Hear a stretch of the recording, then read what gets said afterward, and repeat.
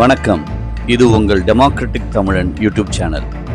இதில் சமூகம் சார்ந்த உரிமைகளுக்காகவும் அவை பாதிக்கப்படும் போதும் அவற்றை பொதுவழியில் கொணர வேண்டும் என்ற நோக்கத்திலும் இந்த யூடியூப் சேனல் ஆரம்பிக்கப்பட்டுள்ளது. நண்பர்கள் அனைவருக்கும் வணக்கம்.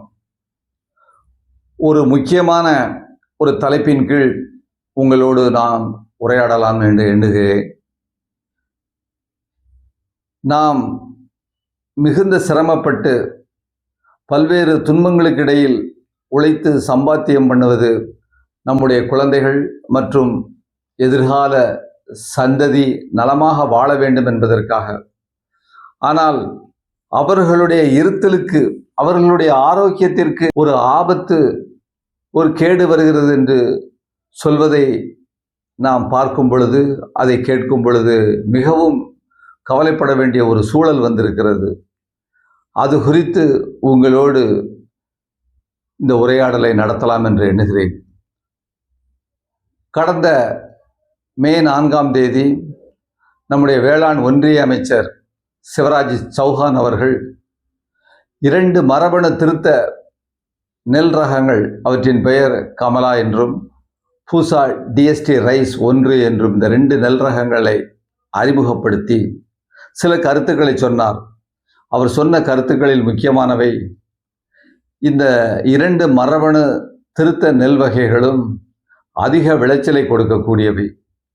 கமலா 30%, DST பூசா அந்த ரைஸ் 20 விழுக்காடு அதிகமான விளைச்சலையும் கொடுக்கக்கூடியது என்றும், இவை வறட்சியை தாங்கக்கூடியது, குறுகிய காலத்தில் விளைச்சலை கொடுக்கக்கூடியது, இதற்கு அதிகமான நைட்ரஜன் தேவையில்லை, சுற்றுச்சூழலை பாதிக்கக்கூடிய மீத்தேன் வாயு இவை குறைவாகவே உமிழும், எனவே இவை மிகவும் சிறப்பம்சங்கள் வாய்ந்தவை என்று கூறியுள்ளார். அது மட்டுமல்லாமல் 1989 என்விரோன்மெண்டல் ப்ரொடெக்ஷன் ஆக்ட், அதாவது சுற்றுச்சூழலை பாதிக்கக்கூடிய அந்த சட்ட விதிகளின்படி, அதன் கீழ் பயோடைவர்சிட்டி ஆக்ட் என்று சொல்லக்கூடிய அந்த விதிகளின் கீழ் விதிவிலக்கு 2022ஆம் ஆண்டு வாங்கப்பட்டுள்ளது. அதனால் இந்த மரபணு திருத்தம் அந்த சட்டங்களுக்கு கீழ் வராது. எனவே இவற்றை நாம் ஒரு எந்த விதமான பிரச்சனையும் இல்லாமல் இதை நாம் கொண்டு செல்லலாம். 4-5 ஆண்டுகளில் விவசாயிகள் இவற்றை விவசாயம் செய்ய ஆரம்பித்து விடுவார்கள், மிகுந்த விளைச்சலை கொடுக்கும் என்று அவர் கூறியுள்ளார். இந்த செய்தி நாட்டு மக்கள் மத்தியில், படித்தவர்களிடம், நெறிமுறை சார்ந்த விஞ்ஞானிகளிடம், அறிவியலாளர்களிடம், விவசாய இயக்கங்களிடம், சமூக ஆர்வலர்களிடம் மிகுந்த கொந்தளிப்பை ஏற்படுத்தியுள்ளது. குறிப்பாக மரபணு இல்லாத இந்தியா, அதற்கான ஒரு கூட்டணி என்ற ஒரு அமைப்பு இருக்கிறது. அந்த அமைப்பு சார்பாக ஒரு மிகப்பெரிய ஒரு அறிக்கையை வெளியிட்டார்கள். அதில் அவர்கள் குறிப்பாக கூறியிருப்பதாவது, இந்த மிக தீமை தரக்கூடிய இந்த மரபணுவை நாம் அனுமதிக்க முடியாது. கார்ப்பரேட்டுகளினுடைய நலன்களுக்காக, அவர்களுடைய நலன் அது செழிப்பாக வேண்டும், அவர்களுடைய லாபம், கொள்ளை லாபம் அடிக்க வேண்டும் என்ற காரணத்திற்காக ஒன்றிய அரசு இதை செய்திருக்கிறது என்று அவர்கள் அந்த அமைப்பு சார்பாக கண்டனத்தை தெரிவித்திருக்கிறார்கள். இந்த விவகாரங்களுக்குள் நாம் உள்ளே செல்வதற்கு முன்னால் மரபணு என்றால் என்ன என்பது பற்றி நாம் தெரிந்தாக வேண்டும். மரபணு என்பது இந்த பூமியில் உள்ள சகல ஜீவராசிகள், அது பாக்டீரியாக்களிலிருந்து மிருகங்கள், பறவைகள், செடி கொடிகள், கடலில் வாழும் மீன் இனங்கள், இவை அனைத்திலும் அந்த இருக்கக்கூடியதுதான் இந்த மரபணு. கிட்டத்தட்ட இந்த பூமியில் 100 லட்சம் கோடி உயிரினங்கள் இருக்கின்றன. அவற்றில் நமக்கு 12 லட்சம் தான் நமக்கு மனிதனுக்கு தெரியும். இந்த உயிரணுவில் இந்த ஒவ்வொரு உயிரினத்திலும் ஒவ்வொரு மரபணு, சிறப்பான மரபணு உள்ளது. ஒரு உயிரினத்தினுடைய மரபணு போன்று இன்னொரு உயிரினத்தினுடைய மரபணு இருக்காது. இப்படியாக இதைத்தான் மரபணு என்று சொல்லுகிறோம். இந்த மரபணுவினுடைய விசேஷத்தன்மை என்னவென்று சொன்னால், ஒரு உயிர், அதனுடைய உடலமைப்பு, அது எப்படி இருக்க வேண்டும், அதனுடைய வளர்ச்சி போக்கு எப்படி இருக்க வேண்டும், அதனுடைய நோய் எதிர்ப்பு தன்மை எப்படி இருக்க வேண்டும் என்பது குறித்தெல்லாம் ஒரு ஆணைகளினுடைய தொகுப்பாக இந்த மரபணுவில் இருக்கும். அதாவது ஒரு இன்ஸ்ட்ரக்ஷன்ஸ் மேனுவல் என்று சொல்லலாம். அப்படிப்பட்ட முக்கியமான இந்த மரபணு தொகுப்பை உடையதுதான் இந்த மரபணு.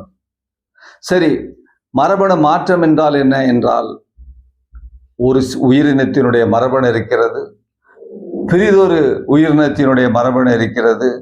அந்த உயிரினத்தினுடைய மரபணுவை எடுத்து இந்த உயிரினத்தினுடைய மரபணுவோடு நாம் சேர்த்தால் அதற்கு பெயர் மரபணு மாற்றம் என்று பெயர். சரி, மரபணு இது எதற்காக செய்கிறார்கள் என்று சொன்னால், உதாரணத்திற்கு பிடி காட்டன் என்று கேள்விப்பட்டிருப்பீர்கள். பிடி பருத்தி. சில 10 ஆண்டுகளுக்கு முன்னால் பருத்தி செடியில் பெல்வார்ம்ஸ் மற்றும் கேட்டர்பில்லர்ஸ் போன்ற பல புழுக்கள், பூச்சிகள் பருத்தி செடியை இலைகளை தின்று நாசம் செய்தன. விஞ்ஞானிகள் மண்ணில் இருந்து பெறக்கூடிய கிடைத்த ஒரு பாக்டீரியாவை அவர்கள் எடுத்தார்கள். அந்த பாக்டீரியாவினுடைய குணாதிசயம் பூச்சிகளை கொல்லக்கூடியது. பூச்சி இனங்களை கொல்லக்கூடிய அந்த பாக்டீரியாவினுடைய ஒரு மரபணுவை எடுத்து இந்த பருத்தியினுடைய ஒரு மரபணுவோடு சேர்த்து அதனால் கிடைப்பதுதான் அந்த பருத்தி பிடி காட்டன்.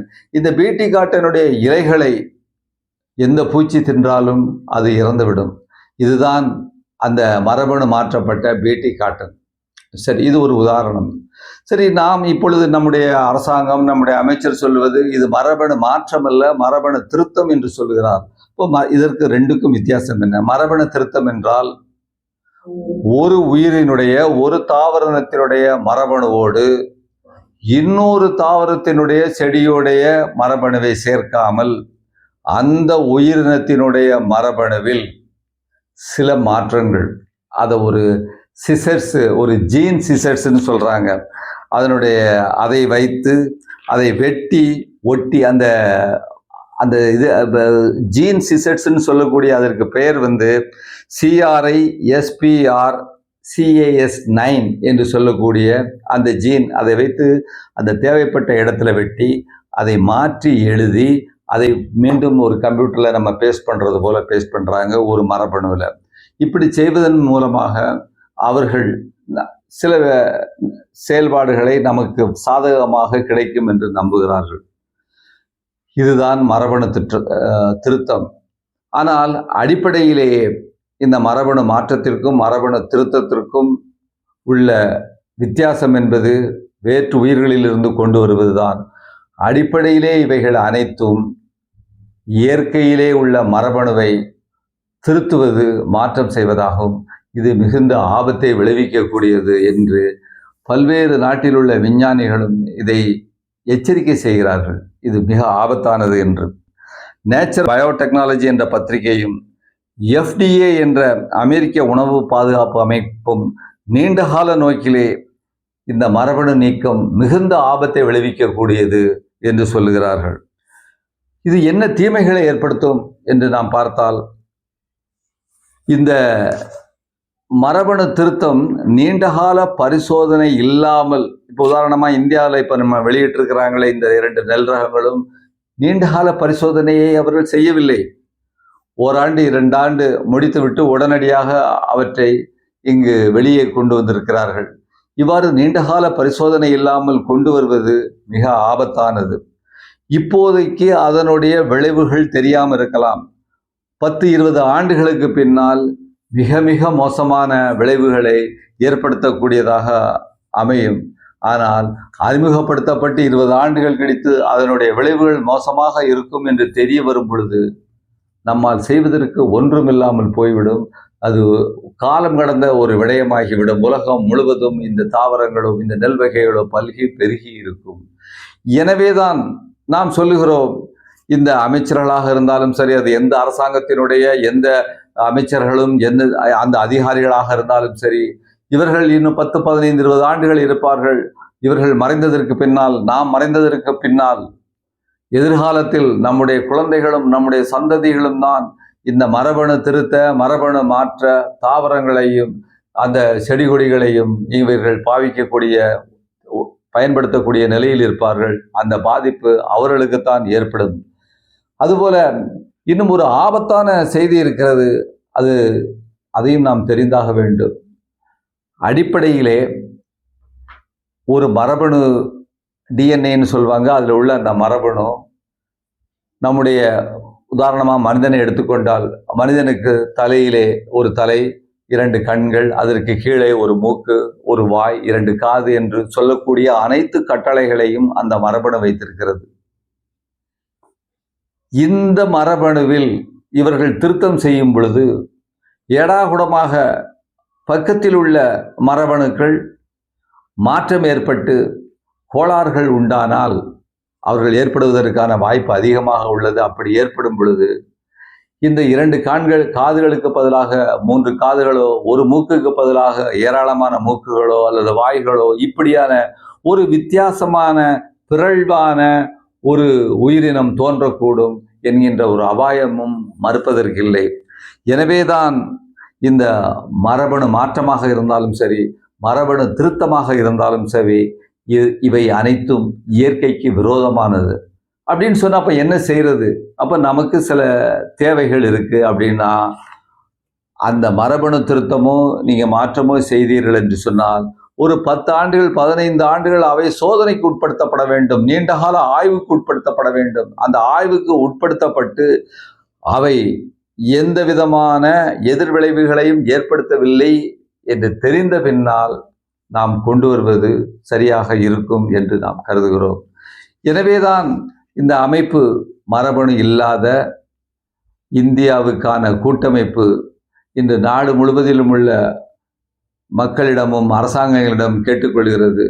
நாமும் அந்த அமைப்பின் சார்பாக இங்கு தமிழ்நாட்டில் உள்ள விஞ்ஞானிகளும் அறிவியலாளர்களும் விவசாய இயக்கங்களும் தமிழக முதலமைச்சர் ஸ்டாலின் அவர்களிடம் ஒரு விண்ணப்பத்தை கொடுத்துள்ளோம். அதில் தமிழகத்தில் குறைந்தபட்சம் நீங்கள் இந்த 2 மரபணு திருத்த நெல் வகைகளை ரத்து செய்யுங்கள், பேன் செய்யுங்கள்.